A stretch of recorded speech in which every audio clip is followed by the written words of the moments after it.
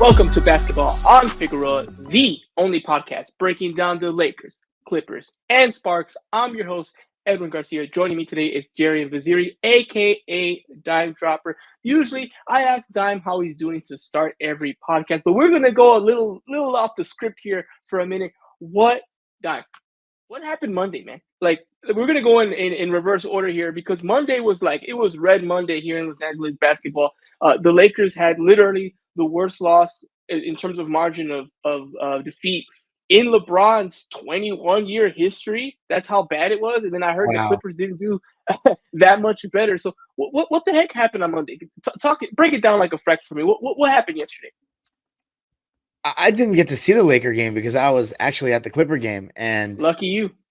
oh man, well, it was a great experience in the sense that Reggie Jackson came home, but Reggie Jackson came home and he felt some kind of way. I mean, I couldn't imagine this kind of a game. Reggie Jackson returns, and he and DeAndre Jordan go off on us. Like, what is this? Like this is like a TV show at this point. I mean, it's embarrassing though, and it was just a clear-cut effort thing. Defensively, they look like a totally different team against Dallas, a fully healthy Dallas besides Derek Lively, who's a very important piece for them. But I mean, come on, Luka and Kyrie Irving versus Reggie Jackson and whoever the Nuggets were playing. They didn't have their three best players, so the effort was poor. And the Clippers, they just play so slow.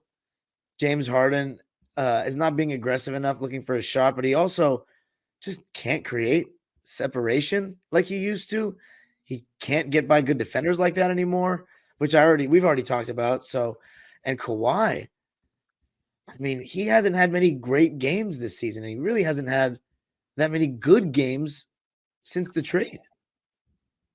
And Paul George Yeah. finally had a stinker. Paul George has been amazing this season, but he finally had a stinker. All that lined up with Reggie and DeAndre Jordan playing insane. And the Clippers' point of attack defense just not good enough, and their size in terms of like big forwards, we lost during the trade was missing, and that low block rotating over to kind of protect the rim because DJ they were just throwing lobs up there and there was no resistance on the weak side. So Reggie Jackson, insane performance. It was just playing with your food, simple as that. What about your side though, Lakers? Oh man, I mean that was it's been a while since I've had that many people upset during a Lakers game, especially recently. We talked about it, the last episode. It's usually like someone's fault, right? Like, oh, AD or LeBron was, coasting. We haven't heard that, at least on my end, that much this year. But no, last year, plenty of times people blamed LeBron for a loss. Plenty of times people blamed AD. Plenty of times people blamed, Ham. Yesterday was the first time in a while where I felt like everyone was angry at everyone. And it was like, oh, there's plenty of blame to go around. Not as much on LeBron. I think people kind of said, oh, well, the team was off, so LeBron kind of phoned it in. But when not an AD, not even that much. It was just kind of like a holistic, like this team stunk it up today. This is pathetic. This is inexcusable. Not what you expect. You can't lose by that many points. I don't care who's out there. It's not excusable. And I heard a lot about that. And it was kind of a frustrating day. Personally, it was a Monday, right? So, like, kind of getting back into the groove. I don't have a traditional job, so it's not like I was off in the weekend myself.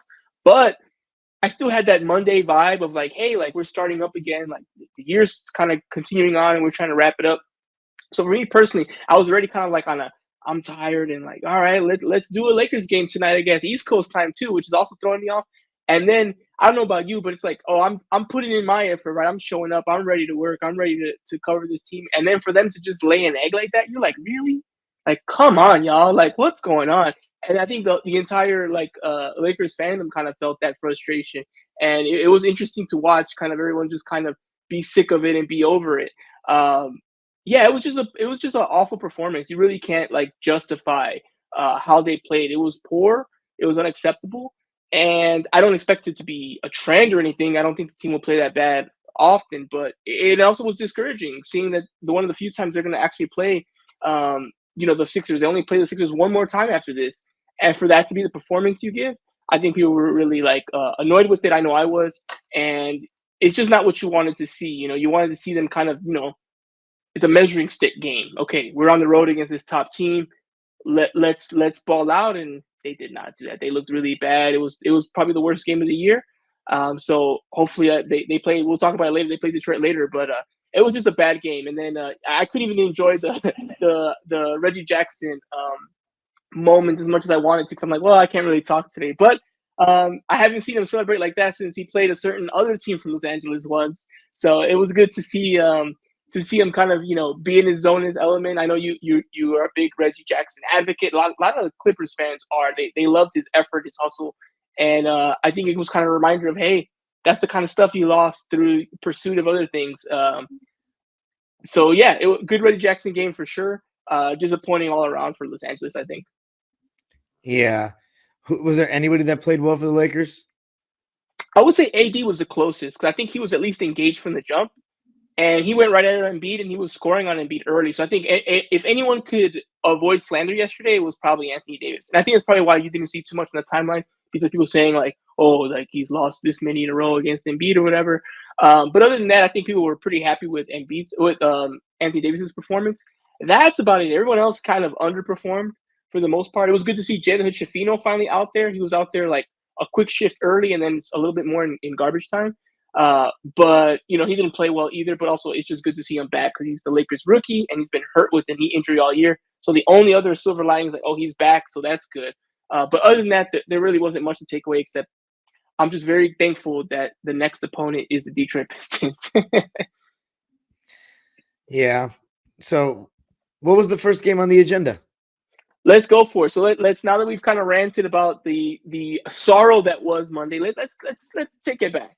Let's take it back. So first game we had was a Lakers versus Utah, and which has been a trend for the most part for the Lakers. They really love the NBA play-in tournament. Like they're the biggest fans. They played really well. Tournament.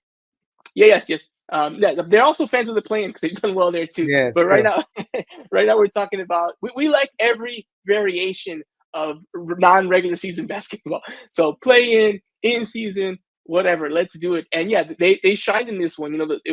Crypto was back to that new court, and they had the city edition jerseys and all that. And they killed it. 131.99. They kind of coasted. I kind of the opposite of what we talked about. This was like one of the better wins. You had AD giving you 26. LeBron only gave you 17, but it was an efficient 17 on 60% shooting. And again, another good D'Lo game, which we've been talking about. D'Lo's been kind of, he's had his moments too where he's kind of shined. So for me, this game was just like the opposite of that game we just talked about, where this is kind of like the better version of the team and what the team can do when they're clicking on all cylinders. And it's nice, even though a lot of it has to do because the play-in tournament and they kind of want that cash money and that prestige, but it shows you the levels this Lakers team can get to, when you give them just a little bit of extra motivation there. Yeah, it reminded me of the Grizzlies game that you guys played earlier this season. Just dominant, start to finish, not playing with your food, getting the job done. The Utah Trash. They're a totally different team away from home. Yeah. When they're at home, no matter what iteration of their team, at home, it's just hard to get a win in Utah. They might be a terrible team, but at Utah, it'll be a game. Sometimes you can blow them out when they're not good, and that has to happen on your home court. Lakers did that. Yeah, exactly. So yeah, we got that done, got the win there, and the Lakers actually ended up winning their group. I believe they're mathematically slated to play the Suns. I'm not sure if everything's right as we're talking right now. The NBA games are still kind of happening, so I'm not sure if it'll end up being that way, but it's heading towards Lakers Suns in Los Angeles for the quarterfinals. So looking forward to that if that's what ends up happening. Either way, the Lakers are going to host the quarterfinal game. That opponent might change depending on the results tonight, but so far that's what things are looking like. So I'm happy about that. Hopefully I'll be in attendance for those games. That'll be exciting. Next for the Clippers, first game we're going to talk about after that Monday fiasco we just discussed is Spurs, and you called it here, Don. You told me, you said that they were going to get the sweep, they were going to win the back-to-backs, and sure enough, they did just that. So Clippers, Spurs, a couple things. One, I want you to break down what happened in that game, and also I want to talk about that Kawhi booing and then Pop getting defended by by his former coach about that. So talk to me about the game, and then can you segue us into that whole kind of thing that happened there when Kawhi was shooting free throws there? Was that Popovich incident the first game or the second one? I believe it was the second one, which is the one we're talking about. Yeah. Oh, okay. We already talked about the first one? Yeah, we talked about the first one, yes, because that happened before the last pod. And yeah, I just checked. Right. It was this game. It was the second game. Clippers won 109, 102, and Pop, grabbed the microphone and told the fans to kind of quiet down on the booing they were doing for Kawhi. Yeah, I just forgot that we had talked about the first Spurs game on the last episode. Okay, so Sure. the second one, Devin Vassell actually played, so it was definitely a different game. Wemby played really well in the second half, but we ended up getting the job done, which we should have. You know what I'm saying? But and James Harden started to play better. You know, those were some of his better games as a Clipper. Were those games in San Antonio? Just creating good looks in the pick and roll. If it's a Zubac starting to play a little bit better. Paul George continues to be really good at this point. As far as the Greg Popovich thing, there's only one other time I've ever seen a coach grab a public address announcer's microphone, and that was Glenn Rivers uh, as the coach of the Clippers in 2019. And he grabbed the mic in like the closing seconds of the game when the game was decided, and he said, "Let's give it up for Dirk Nowitzki." And everybody stood up because it was his last game playing the Clippers. That was actually a very classy move by Glenn. This was insane. In the middle of a game is still competitive, telling the fans to not boo, obviously because he won a championship. I like that Pop is defending Kawhi Leonard. I think it's a little bit crazy that they boo a guy who helped them win a championship as a finals MVP, but I don't know what it's like to be a Spurs fan. I don't know what their experience was that 2017-18 season with the medical reports and all that. And let's be honest, I've had my frustrations with the communication with Kawhi and his injuries and all that since he's been a Clipper. So I would love to be in their shoes, or I would love to talk to those fans more, because for a guy to have won you a championship and you to boo him every time he touches the ball, that's serious, right? Like in the Yeah. Lakers philosophy is you win a championship for us, you are like love forever. That's the Yeah. Laker way. I can't recall anybody that's been booed that's a former champion for the Lakers. If you remember one, let me know. But it's surprising that they do that. My whole thing is I would like to see what they're, how they feel. Greg Popovich is coming from a place of he knows the guy, he coached the guy. So these fans, they don't know him. And Kawhi Leonard is not the type of guy that's going to promote your brand like that. So as far as Pop doing it, it's a little bit much. I don't think it's Pop's place to tell the fans how to be. They pay their money to go to the game. This is not the YMCA. This is not AYSO. It's not even AAU. It's not even college basketball. This is the NBA. If they feel that strongly, you got to let them be how they are. And props to the San Antonio fans for booing even louder. Pop, he might be that guy in San Antonio, a god, but you can't just tell him how to act. They have every right to feel how they feel. Yeah, interesting. I wasn't sure what your answer was going to be. I'm glad I asked because you got a different perspective than I thought you were. For me, I'm split. One, I think that you're right. Pop gets away with a lot because he's Popovich. Okay, kind of the same reason. I kind of the same rationale of why don't boo Kawhi. He won you a ring. Pop has the same kind of prestige of, hey, I'm the guy who built this whole thing. So what I say goes. How he talks to the media is a little different. Like he gets away with stuff that no other coach can kind of get away with. In sports, right, or definitely in basketball. And I think this was a scenario, right? Like again, you grab the mic, like you said. You've only seen it like one other time, so that's an interesting thing, right? And then what do you have to say? Like telling the fans, hey, like knock it off. We're classier than that. It's like okay, you're putting your own opinions and marking it as like a condemnation on like the fan base and stuff like that. I'm with you because again, same thing. The Laker way. That's not what you do. You don't boo anyone who's won that. Once you win that thing, that's it. I remember a story Shaq said because if you remember, Shaq's pretty honest about things, and he was like, "Hey, I kind of came to LA because it's cool, and I got the money I wanted, right? Like that's why I came, right?" And he wasn't necessarily. That's the whole reason him and Kobe riff. They just had different philosophies on like what mattered.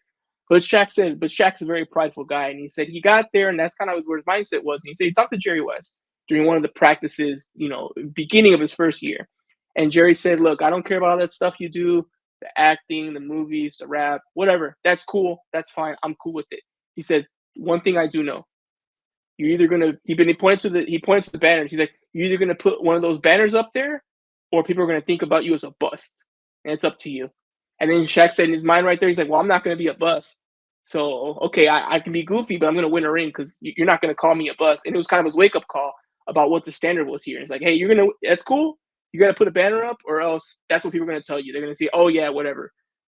You're a bust. You didn't get it done. He talked about times Kareem would call him out, like, oh, he's not. If he's so dominant, where's his rings? And stuff like that. And he had to kind of prove it. So I get the fact that once you do that, you're given a certain level of respect, right?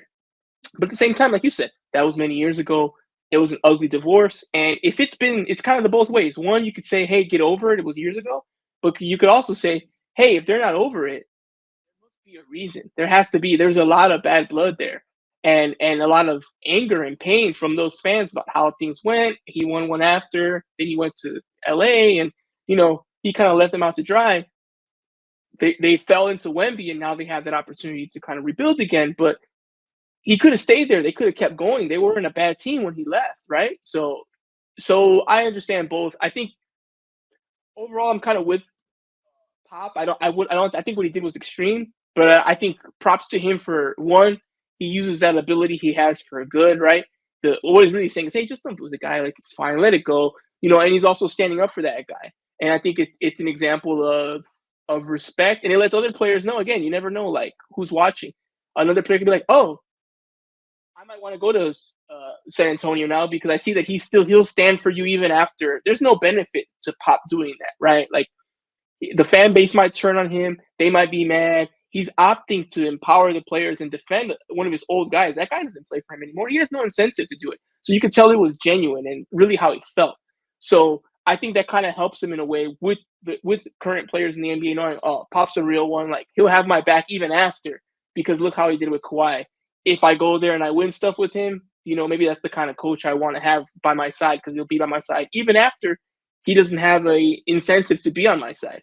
But it was an interesting display for sure. I was surprised when I saw it happen. I was like, wow, is this really going on? And like you said, I've never really seen that happen. I can't imagine that happening in like a Laker game. It would definitely throw me off. Nobody's taking Lawrence Tanner's mic.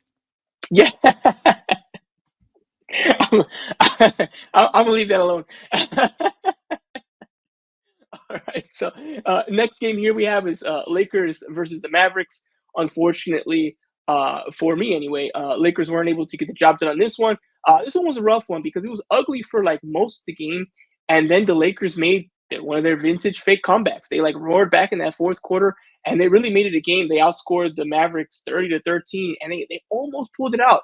And I started to believe once they got it within like, I think like 5 points, I was like, oh, I think they're actually going to do this. And they actually took the lid for a really brief moment in those final 2 minutes. But Kyrie hit a couple of key shots. He hit a killer three. Luka did just enough in the closing minutes there to kind of edge out the Lakers and kind of snatch a victory from what ended up being the jaws of defeat for them, because they had control of the game. They kind of lost it there.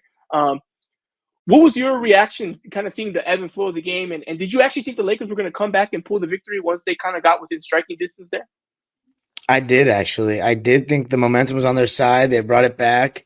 It was an amazing performance by both Luka and Kyrie. I thought in the first half, Lakers were blitzing Luka on the pick and roll, and you were seeing so many incredible cross-court passes by Luka, and the three ball was just falling for Dallas. And the Lakers in this game actually didn't shoot that badly from three, but this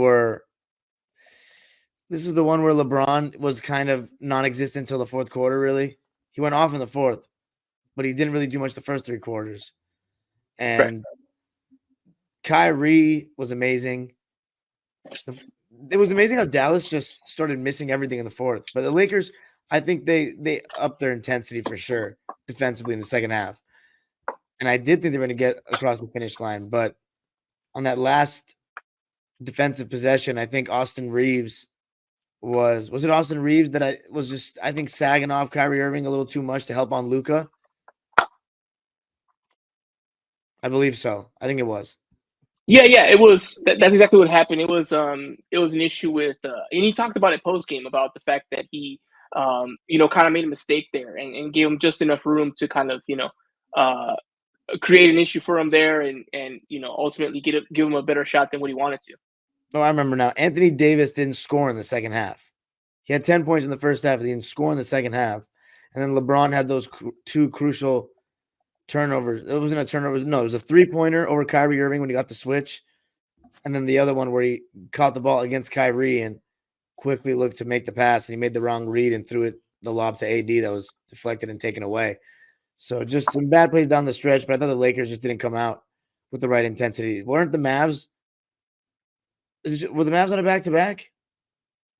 I believe so, yeah. Yeah. Let me check real quick. I think they were on a back-to-back, though, so there really was no no reason the Lakers shouldn't have got it done, besides the fact that the Mavericks are just, again, we've been talking about them. They're a good basketball team. I think I didn't have them as high up as I should have at the start of the year, or they've kind of shown me that they're better than I thought they were going to be.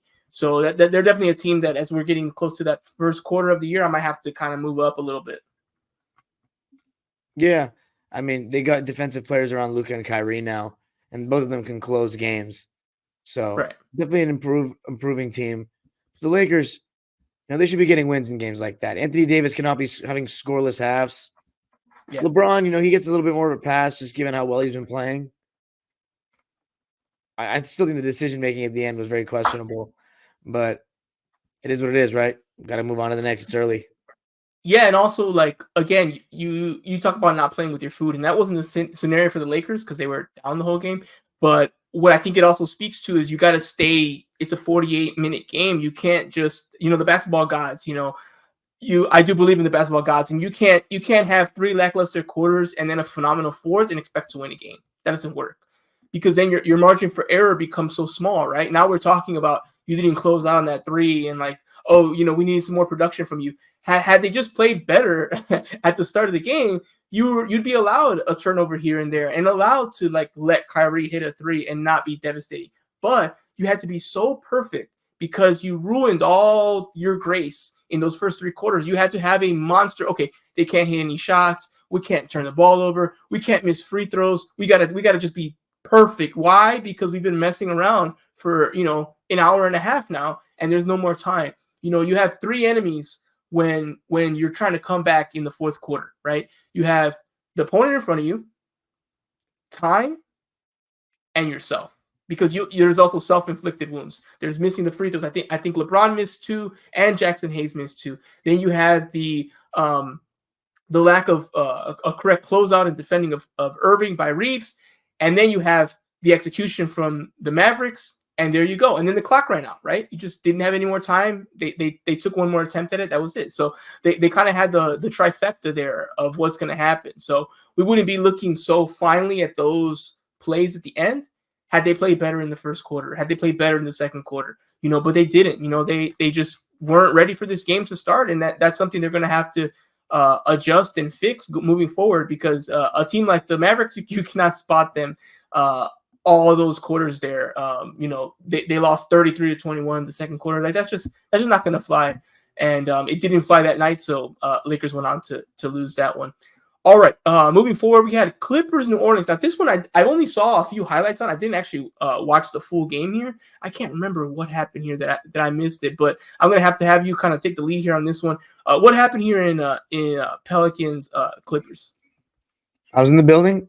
First time seeing Zion play in front of Clipper fans, and the New Orleans Pelicans have had our number for a little while now. Whether it's Brandon Ingram or Zion that goes off, or both. In this game, we got both going off for over 30. Zion was just too much for us. We didn't really have the bodies to throw at him. That's part. I mean, I mentioned Zion as one of the guys who was going to give the Clippers roster problems before the trade. Now we're thinner in those big forward position, that bigger forward position, that power forward spot. And Zion was getting whatever he wanted really in the second half. And it just felt like the Pelicans were the better team. Clippers made a little push in the end, but they had the majority of the game. And Paul George was good, really aggressive. Kawhi, not so much. And Russell Westbrook only got 14 minutes in that game. And that was a huge topic of discussion because it was the fourth lowest amount of minutes he's ever gotten in his career, and the other three were injury related. So, yeah, tough. Yeah, New Orleans is a team I want to watch more of. It's so interesting. I feel like at this point, Zion's kind of underrated because people are like, "Oh, Yeah. I want to see what Zion proves." I'm like, "What are you talking about? He's already an all-star. Like, there's nothing else for Zion to prove. The main thing Zion has to prove is that he can stay healthy. But if Zion stays healthy, he's top, up to you how high you want to go. And New Orleans is another team that's kind of impressed early on. Quietly been above 500, and like you said, they got two guys that are really really good there. I think they're quietly starting to kind of make some noise. I think for the general fan, they won't notice until probably like All Star, be like, hey, the Pelicans are on their way to 45 wins. That might put them in the 5-6 seed. That looks a lot better than what I think some people had them slated at the beginning of the year. Um, I'm not surprised because I've kind of stayed high on Zion through everything, and I feel like the general fans kind of forgotten about him. But if they keep playing like this and just quietly racking up wins, I definitely think that people are going to start taking notice to them. But how do you feel about the Pelicans in general? Same way. It just feels as though one of their big three are always injured: McCollum, Zion, or Ingram.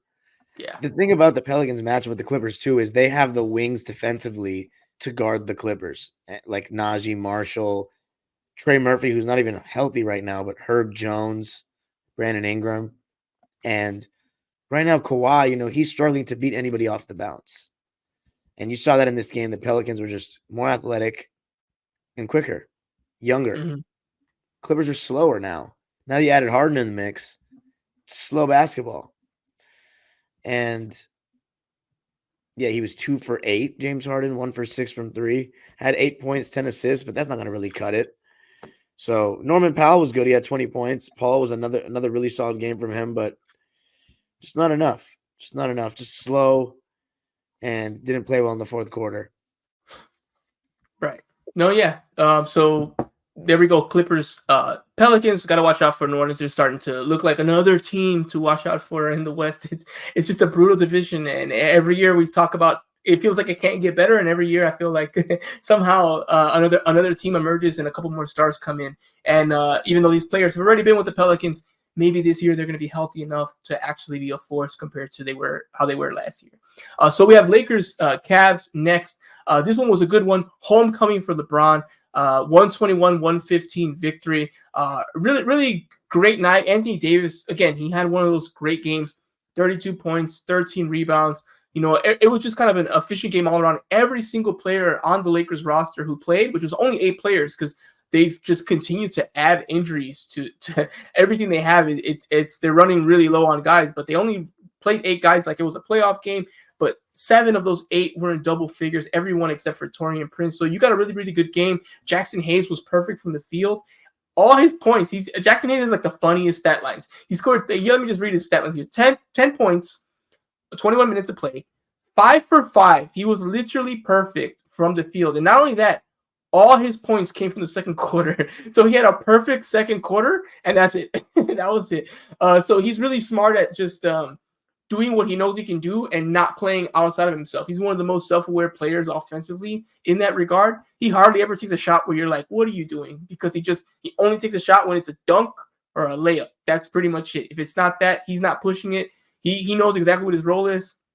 Set the screen and run to the basket or pop out for the 3 and let your teammate go for it. So he's really good at that. Christian Wood had another good game as well, 13 points. That was huge. They really helped in that second quarter, kind of keeping the Lakers competitive because they started a little rough in the first. They gave up 40 points. They're only down 5, but they gave up 40 points in that first quarter. But they quickly gained control and a great fourth quarter. The Lakers were down, I believe, 1 point going into the fourth, and they did their thing. They took care of business and they won a tough one on the road. What were your thoughts here on this game, Dan? Unfortunately, it was another one of those situations where I was going to the Dallas game. And so That's right. But I watched the highlights, and it looked like it was a good game. Went down to the wire. That's a good win. I mean, I still believe that the Cleveland Cavaliers are going to ascend into playoff. Oh, wow. What's that look? I've never been a believer in the Cleveland Cavaliers. Remember all last year? I'm like, I just don't buy it. Like, I just didn't buy it. They're not going to make the playoffs? They'll make the playoffs. I just don't think they'll win a first-round series. They may not win a first-round series, but are they going to make it through the play-in, or are they going to make it top 6? Ooh. Let me look really quick at the NBA standings and I'll try to give you just a good answer. I gotta see what's going on here. Let's see. So it's probably like a 1-game difference between like 5 places. I also get a visual of the teams. Like, do I really see them better than 6 teams that are here? Let's see. All right, so we got Celtics, Magic, Sixers, Heat, Knicks, Pacers, Cavs. So right now the Cavs would be the 8 seed, right? Then underneath them you got the Nets and the Hawks. So I think the Magic will dip a little bit. I think the Sixers will go up. The Heat will go up. The Pacers will go down. I think they have a chance. It just depends how much the Magic fall. I think the Bucks are legit. The Celtics are legit. The Heat are legit, and the Knicks are legit. Those are the ones I feel are solid. So that's 5 of the 6. So it's just a matter of, do the Magic fall far enough, and can the Cavs catch them? You know what? I'm going to say the Magic stick in that top 6. So I think the Cavs make the play-in. Maybe it's top 6. I think they stay in the top 6. Yeah, I don't think they stay high as 2. I think they'll go down to like 5 or 6. But I think they'll stay in there. I think they're legit. They're playing really good basketball. I think they're going to stay focused. They're young. The defense has improved a lot, I think, in my opinion. You're starting to kind of see it bear fruit a little bit, but they won't stay top 2. They won't even be top 4. They'll be in the 5-6 range, but I think that keeps them in there, which means that the Cavs are out. So I think they're going to be out, but they'll host probably as a 7 seed, and I think they do make the first round. They'll be in the 2-7 matchup. I'm sticking to my guns in the preseason. I had them as the 3rd seed, but now that only because only because I didn't know the Sixers situation. Yeah. Now the Sixers got their team figured out. I got the Sixers 3rd. Cavs just sliding that 1 spot down. It's 4. I'm sticking to my guns. 4th seed. Who's 2? The Bucks. So you have the Bucks. So the Bucks are going to be 2. Okay, got you. Okay. Sixers 3rd, and then Cleveland, New York. That was my 4-5. Okay. No, I don't hate that. I think that's a pretty solid, especially for preseason. Yeah, I think that's a pretty solid lineup there. So yeah, I've just never been a fan of the Cavs. I don't think they're a bad team or anything. I just think that, to me, last year they were a little bit overrated, and now the truth's somewhere in the middle. I don't think they're as bad as they've looked, but I don't think they're as good as they looked last year either. So they're just a little bit higher than that right now. But you're right, it is a good win. Cleveland's a young team that's trying to establish a new identity, which they've been trying to do over the last year. But I feel like every year they get a little closer to what that is, who their players are, they're getting their pieces that they want to build around. And on the road, it's always tough to play on the East on the road when you're a West Coast team. I think you've seen that often, right? Like it's a tough. You're just trying to really break even in a road trip. That's 3, 4, 5 games. That's the goal. Can you break even? And then, you want to get greedy. Can you get a winning record from that? So getting this win was definitely a challenge. I felt like it was important because they have another back-to-back coming up later this week, which we'll talk about later. So I thought, you got to get some games here. And then you had Philly after that, which we already talked about how bad that was. So it's a tough road trip. So good to get this win. Great that LeBron opened up his museum and all that in Akron. I believe that was also the opening day of that. So he kind of was able to celebrate that in his hometown with his people and then get the win.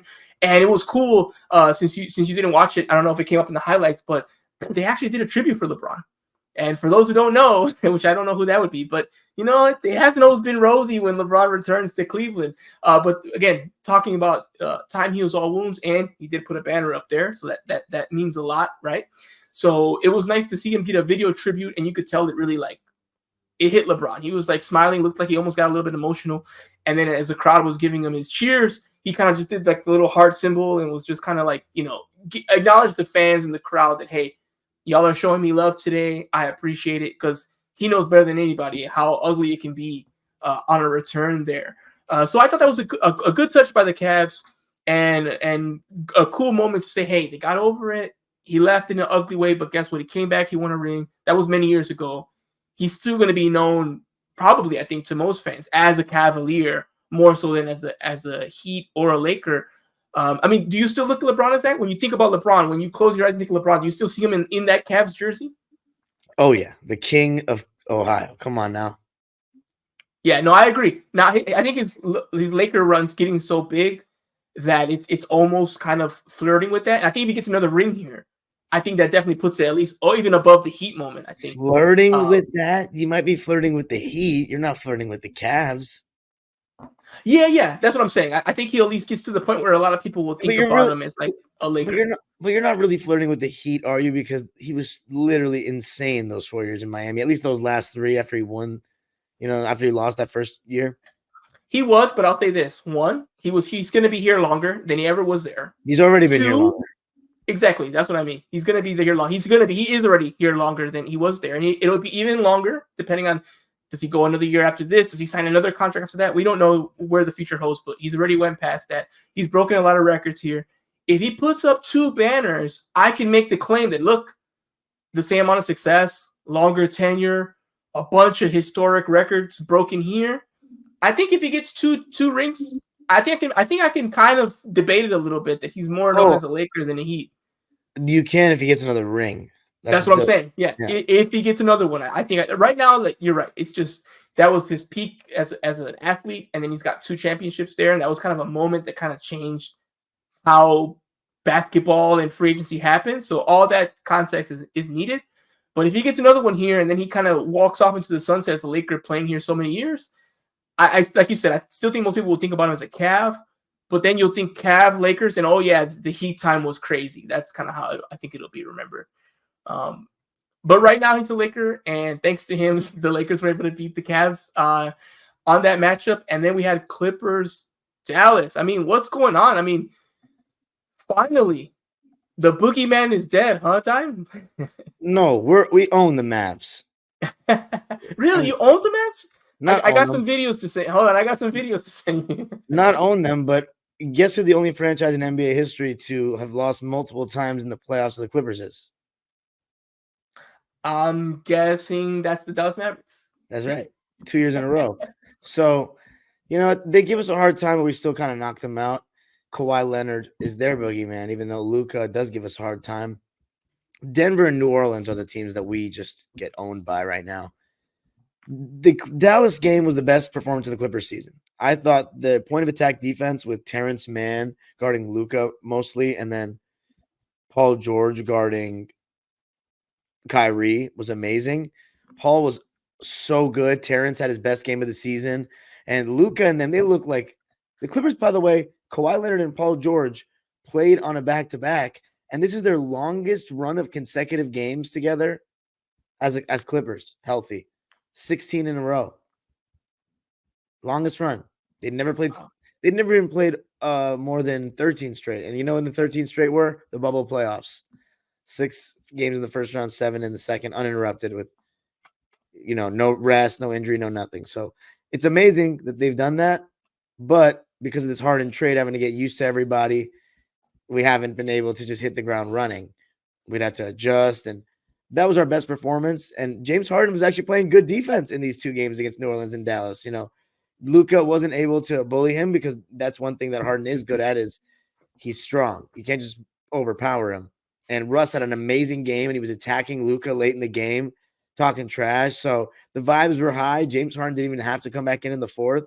Kawhi, though, people are really questioning, his game right now.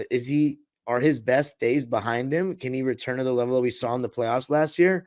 Looks like he's got even less lift and burst than he had last year. And he's not having that many good shooting games. The first 20-plus shot attempt game he had with Harden was the one against Denver that we just lost on Monday. But this game, he was 2 for 12. But the good thing about Kawhi is he's still going to play defense. He's still going to play high IQ basketball. But Paul George at this point before the the Denver game, he's been having, an amazing season. He hasn't had many bad games. So I have to say Paul George is playing very well. It's just crazy that the Clippers can go from playing like that on the second night of a back-to-back to laying an egg against Denver. It just shows it's all effort. And they have the potential to be a decent defensive team. I want to give a shout out to Zoo. I think he's been playing better lately. Had one of the only good performers against Denver. And Daniel Tice has been an awesome addition going off the bench for the Clippers. Yeah, I was definitely thinking this was going to be a tougher game, and I'm always here for Dallas to cook the Clippers and for Luka to go off, but we kind of got the opposite. I mean, not that Luka had a terrible game, but you saw him frustrated, you saw him agitated, you saw him kind of giving up defensively even more so than before. You saw Russ kind of point, Russ had that moment where he pointed, he was like, go get him. Like he doesn't want it, and Luka didn't respond well to that, which, happens to Luka sometimes when he gets in one of those moods or you kind of put him in a negative headspace. I don't like to talk too much about, what's going on in players' heads. I'm not a mental therapist or anything, or like, I'm not going to play sports psychologist, but some things are obvious. And it's obvious when he gets bothered by refs or he gets bothered by players. And he was kind of getting picked on and he didn't take it very well. And I think it did affect his play. And it was kind of interesting seeing like his psyche kind of break there for a moment. I don't think, if I was a Mavericks fan, I wouldn't be worried about Luka long term. It was just like, oh, it's a bad moment, and it's just a regular season game. But I was surprised by that. Did that surprise you, kind of how Luka was acting and kind of his response to like, getting the pushback from Russ and the players and kind of how the game kind of transpired there? That was the most, I should say, the least afraid I've ever been of Luka. I feel like in a game that we played against him, he and Kyrie were kept in check. And I say that with them scoring like a combined 55 points or something like that, just shows how good they are. But the thing is, we kept everybody else in check. And I thought the exact opposite of the Denver game. Our weak side rotations were so much sharper. And, we were intercepting cross-court passes that he was making in the Laker game.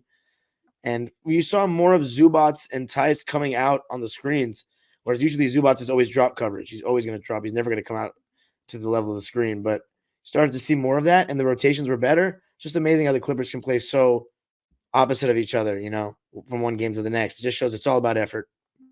Yeah, and like you said, Kyrie and Luka, they had 56 points, but guess what? The team only had 88. So, if you score 88 points in the NBA, unless we're talking about the 80s here, you're not going to win many games. I don't even know if you're winning a game scoring 88 points. That's pretty ridiculous. So, yeah, like you said, they completely dominated. It was probably one of their better wins. And yeah, like you said, just goes to show you, in this same week, we've had a lot of we had some Laker wins, some Clipper wins, but that Monday just left, a sour taste there. And I want to take a quick look here at the Western Conference standings, because what I want to talk about is kind of our bigger picture thing is, where do we go from here? I think we're almost at I think by next episode, we'll probably do a big like first quarter recaps. I think, believe it or not, we'll be 21 past the 21 game mark, which is technically 25% of the NBA season done. Believe it or not, we're almost a quarter done. So it's almost, first quarter report card pickup. I know you enough to think you didn't have a great first quarter report card there, Dime. How were you in elementary school when report card pickup day came? Grades were always pretty solid, but okay. Grades are always pretty solid. But then I always got a 2 out of 4 in exercises self/control. Guy, I don't have them anymore because they're old records. But my grades weren't solid. Believe it or not, I was a knucklehead until really college. I kind of just clowned around in school. School was social time for me. There's I went to the Chicago public school, so I'm originally from Chicago. That's where I grew up. And in our progress report, our grade reports, they had boxes for everything, right? And one was exercise self-control. In like the second grade, I had every teacher put their room number in there. So much so that it was out of the box, and people were putting the room number and an arrow to make sure everyone was included. And I thought it was so petty, because I was like, okay, why does every teacher have? I think my parents get it, right? Like, I'm talking too much. Like, it's already filled. The box is filled. And it just was hilarious to me. The teacher would look at that and say, no, I know there's already 5 rooms in here, but my room's got to be in here too. But yeah, my self-control there was no self-control, because for me, school was social time. So I'm like, I'm here to hang out. I'm here to have fun. Like, well, that's so crazy you say that, because that's what I always said. I used to always say that I'm always going to have fun. Like, that's number one. And like, school is not time for fun. I said, well, I'm not going to be just bored out of my mind. But the thing is, I still would get some good grades. Math, as I got older, started to become a struggle. Like, we started getting to like algebra, geometry, and those, started getting advanced. I was good at like mental math, but like English and all that, I was good at, I always had good grades. They would always say he has potential, but his behavior is not good. Like, all right, brother. Yeah, I was the same. Thankfully, I improved a lot. And as I got older, I started recognizing where my skill sets were. In college, it was a completely different thing. My self-control, I was completely controlled. And all my grades were pretty good. I was honors and all that stuff. So I righted the ship eventually. But as a young kid, yeah, all they knew is this guy's not doing his homework, and he has a lot to say about who knows what. So now we're talking about the Lakers and the Clippers. We're about to enter that first quarter. We're not quite there, but I want to talk about what are we going to do now. We've seen the Lakers play well. We've seen them play awful. We've seen the Clippers play well. Then they did a trade that got rocky. Then they got hot again. Now, coming off a bad loss on Monday. What are your main concerns about the Clippers now, and how do you see it being fixed without making any, big trades or changes? Edwin, I think we need to really be honest with ourselves here about both LA teams for a second. Let's be honest. Let's do it. Kawhi Leonard and Paul George, I don't know if either of them can be the best player on a championship team anymore. Paul George, we knew probably could never, but Kawhi, I think he's going to start playing better, but will he be able to stay healthy for the whole season, play 65 plus games and get back to the level of last year's playoffs? And at the same time, has James Harden really helped our team? So far, we're 4-7 with him. I mean, it just felt like he made a team that was already slow even slower. If Kawhi Leonard is not one of the 10 best players in the NBA when he's at his best, I'm talking about right now, this season, then the championship window's over. You know what I'm saying? Yeah. And the Clippers got to start thinking about this. If this, how long are we going to go? Let's go to the trade deadline and see then. As for the Lakers, are we really expecting year 21 LeBron in the playoffs to play good defense and close the games? And then Anthony Davis, he's going to have those inconsistent offensive nights because right now he's only scoring in the paint. Like Christian Wood, Gabe Vincent, these guys are going to, not even Gabe Vincent, he's not playing, but Vando, these guys will help. But the Lakers didn't lose because their role. I mean, D'Lo wasn't good enough in the Western Conference Finals, but they were in the games. Like, right now, are the Clippers and Lakers guys, the dudes, are they good enough anymore to win a championship? Man, that's a good question. I think we'll start with the Clippers. I think they are. Oh man, I think this is rough. This is rough. I think the Clippers. The answer is probably the quick answer is probably no. The long answer is maybe. I think that I still want to see a little bit more of James. I think Kawhi will. I don't think he's regressed as much as he's looked.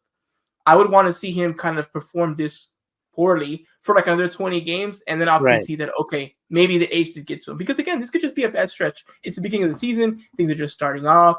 Maybe it just takes him a little longer to kind of warm up, to get into it, to get engaged. There was a big trade in the middle of this whole thing.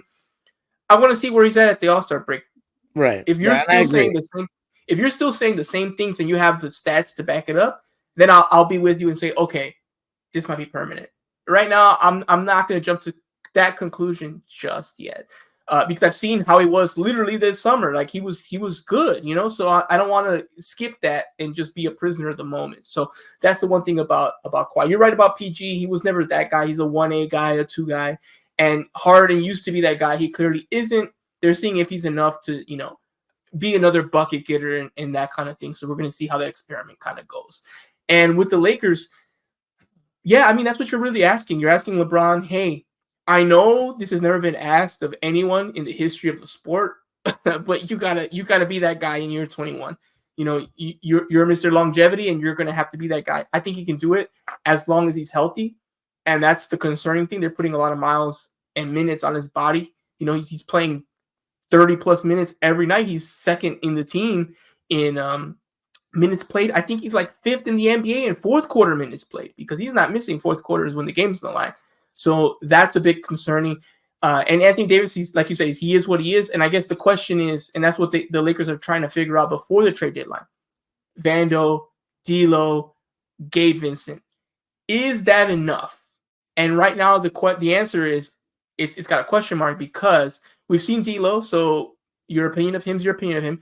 We have not seen Gabe Vincent, and we have not seen Vanderbilt at all because they've been injured.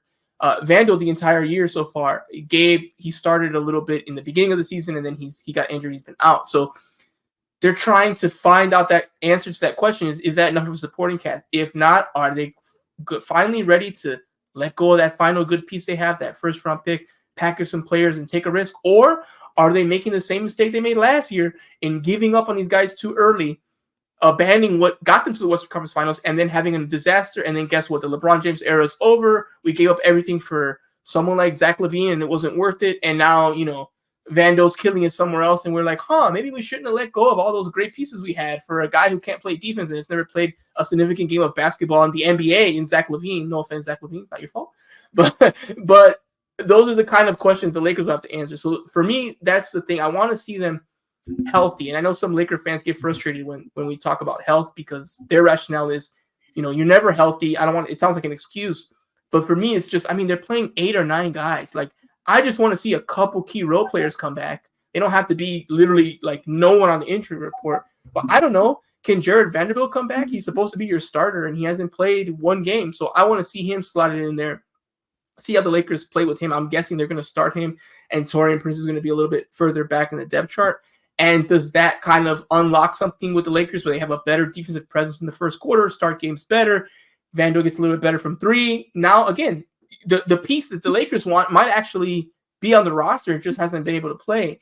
And I don't know all the details medically, but I don't think the Vanderbilt injury is like something that's season ending or career altering. He just needs to come back. So hopefully he comes back next couple weeks so we can see that. But that's for me the biggest thing about the Lakers. If they can get a little bit healthy, I just want to see if should they really abandon that core and go for broke with Zach LaVine or someone like that? Or should they just ride the course and say, hey, play as good as you can. Maybe you can make a Western Conference Finals. Maybe you get lucky and some key players and other teams get hurt, and that could be enough. What do you think? Do you think the Lakers have enough, or would you make a trade for someone like Zach LaVine and kind of go for broke? Nah. Yeah, same. Why are you not a Zach LaVine believer? Because that's what I hear usually in my mentions, and I'm usually telling people, I don't see it. I like Zach. I don't know if that's the guy. I don't know if that's what you need. As I said, I don't think it's the role players, the supporting cast. I think it's LeBron, AD. I'm just not sure about it in terms of winning the whole thing. I think the Lakers will still be a good team, and that those guys are going to help. But that's just my thing about them. They play very slow. You know what I mean? It feels like young teams really try to run on them. Dallas and Sacramento, they ran them out the gym. Yeah. And they made their little pushes in both games, like almost like an identical game. Except the Dallas one, they got closer and they ended up taking the lead. So Clippers and Lakers both a little on the slower side. Yeah, for sure. They're both older teams, kind of going against, like you said, against the grain of what the NBA is about right now. The NBA is about speed, quickness, threes, and conversions at the rim. And the conversions at the rim we got, I think you guys are definitely a better 3-point shooting team because we are near the bottom of the league. Definitely. But both teams are slow, so that's an issue. Now in the playoffs, the game does kind of slow down, so that probably gives them both an advantage there. But you're still kind of playing against what the traditional NBA is kind of aiming towards, and it's just a matter of, can you force the other teams to play at your speed and force them to kind of, actually, you're the one who's got to slow down with me, not me speed up to you. And that comes down to the counters and matchups and kind of who dictates the terms of engagement. So it'll be interesting to see. I definitely think both teams are going to be in the mix. I think both teams are going to make the playoffs. So we'll see. And of course, we're talking after a really rough Monday. So hopefully as this week goes on, which we're about to get into the games, we have a little bit more of a positive attitude. So games we have coming up, actually, it's interesting. We're kind of in lockstep for most of the games this week. So it's going to be an interesting week for us here. Wednesday, which is tomorrow for us when we're recording, we got Lakers at Detroit, a 4 p.m. game because, again, the Lakers are on the East Coast, so that game's a bit early. And then we got Clippers at Sacramento, 7 p.m. That game's on NBA TV, so it'll be a nationally televised game on NBA TV. For Lakers Detroit, you got to go with the Lakers. If the Lakers lose this one, it's ring the bell. The alarms they might not be able to come back. So they got to win this one. And then Clippers Sacramento, that one I find curious. I feel like I'm going to give it to Sacramento because they're at home. But what do you think about these two games coming up on Wednesday? So this is the Lakers' third game of the road trip? Correct. I think they're going to win. Detroit's lost how many games in a row? Like Like 16 or I something? think 14 or something like that. I'll look it up Yeah. while yeah we talk here. So I'm gonna go with the Lakers. As far as the Clippers, Sacramento's on a back-to-back. They're playing the Warriors as we speak, and they're losing, but they're a young team, well conditioned. Last season, they were probably the most well conditioned team in the NBA. Their game plan is going to be to run on the Clippers, run, run, run. And I don't know, it's going to be tough. The thing about the Clippers is you got a day off. How do you respond to a defeat like that, an embarrassing defeat like that? I'm tempted to say the Clippers, but I see the Kings being a little bit of a problem. However, no Keegan Murray, I don't think. So I'm going to go Yeah. with the Kings. Okay, there we go. So we Close got the game though. same prediction there for those two. Okay, and then the next day, back at it like a bad habit. Back to backs for both teams. Which again, we're Wow. not always on lockstep there, but we got Lakers at OKC, which to me seems ridiculous. They got to travel all the way from Detroit to OKC. I mean, obviously they're flying, but it still feels like that's kind of a lot to ask, to go, across a huge part of the country to play that game. But Lakers at OKC, that's a 5 o'clock West Coast time game, and then we have Clippers at Golden State at 7 p.m. Pacific time. That's also on NBA TV. So a lot of NBA TV representation for the Clippers. Unfortunately, I'm going to pick, I guess I got to pick OKC. I just feel like it's tough on a back-to-back flying across, half the country like that. I think they're going to be tired, and it's been a lot having to get blown out. They're probably going to have to put a lot of energy to make sure they make a statement against Detroit. And you're going to OKC. I feel like the Lakers might get caught there in that one. And then Clippers, Golden State. Golden State's interesting because I still feel like I'm blinded by who they were versus who they are. And I struggle kind of picking against them still. I'm going to say Golden State wins that one. What do you have for these Thursday games here? I'm going with. You said Lakers are playing who? OKC. At OKC. OKC. I'm going with OKC. Yeah, okay. Clippers. I'm going with the Clippers. Okay, cool. Well, guess what? Saturday. I don't believe in the Warriors. I think they're slow as well, and they just aren't playing with the same pace with CP3. And I think the Clippers are going to get it done. All right, cool. So Saturday we got Lakers, Houston. That's going to be in LA. I will be in attendance. Can't wait for that one. I'm going to take the Lakers winning that one. They've had some good games against Houston and some bad games already this year, but I think they're going to get a good one here. And then we're just going to run it back. Clippers, Golden State, but this time it's in Los Angeles. So we got both teams inside Crypto.com Arena, one after the other. The Clippers are actually going to be first at 1 o'clock, and the Lakers are at 7:30. So I'm going to say, since I picked the Golden State Warriors to win the first game, I'm going to say the Clippers win this one. What do you got, Dime? Do you have them doing the sweep back-to-back? Sweet. Wow, that's bold. Disrespecting the Warriors. Watch out. The Steph fans might get at you for this one. That's going to be my first game I missed this season, Warriors. Oh, really? Yeah, busy, but it's okay. I got to miss one eventually. Unfortunately, it's that one, but we're playing the Warriors again in December, so we're getting a lot of the Warriors in December. Yeah. So, or just in the coming weeks. So I'll be at that one. Yeah, I'm gonna go with the Clippers. Lakers, Rockets. That was a good game. I'm gonna go with the Lakers. Yeah, I think so too. I think they take care of business. Okay, and the last one we're going to talk about is Monday. We have Clippers versus Portland again in Los Angeles. This one at 7:30. So, I think you have to go. I have to go with Clippers. Portland. I just don't think they're going to bring the appropriate energy or can even match the quality. If the Clippers are all clicking on all cylinders, they'll have Sunday off. They got the Monday game. So I'm going with Clippers here. How about you, Dan? Clippers as well. Portland is not as healthy as they were when we played them the first time. Obviously, this Clipper team is different than that first time, but I'll be at that game, and I think we're gonna get the W. Okay, so you got there's 4 Clipper games this week. You got them going 3-1, only losing to the Kings. They're going to. So when we talk again, they'll likely be on a 3-game winning streak. That's pretty good. And for me, I have them winning 2 of the next 3, so it'll be like win, lose, win. So a little bit of a mixed bag there, and I think you got the same thing there for us. So we'll see next week if all that comes true. And then next week, I believe by then we'll be past the 21-game threshold, so we'll officially be at the end of the first quarter of the NBA season. So Dime, I'll obviously be contacting you to remind you, but I'm going to want you to do some homework. I'm going to want you to give me the Clippers by the time we get there, the MVP, Defensive Player of the Year, 6-man, for the Clippers, not the NBA. Like you're giving out team awards. So we're going to do the regular season awards, but just for this team. And then I'm going to keep documenting it every time we reach that quarter mark to see if your answers change, who ends up in the lead. And I think this is a good way to kind of keep track of that, who's doing what on each team if we check in at every quarter mark. So we'll have our first quarter awards there, and I'll be curious to see who you pick. I'll do the same thing for both teams. So we'll do it for both teams, and we'll break down how we're the same, how we're different, and why we might differ on a couple of things there. Yeah. Okay. I look forward to it. Should I do the Lakers as well? Yeah. Do both. I'll do both, and then we'll break down. Let's see. We'll see if our answers. We'll keep our answers to ourselves, and then we'll see when we talk about it if we got the same answers for MVP, six man, et cetera, et cetera. All right. That sounds good. Okay, so we're going to wrap it up there. We're going to close up shop here. That's the end of episode 6 of Basketball on Figueroa.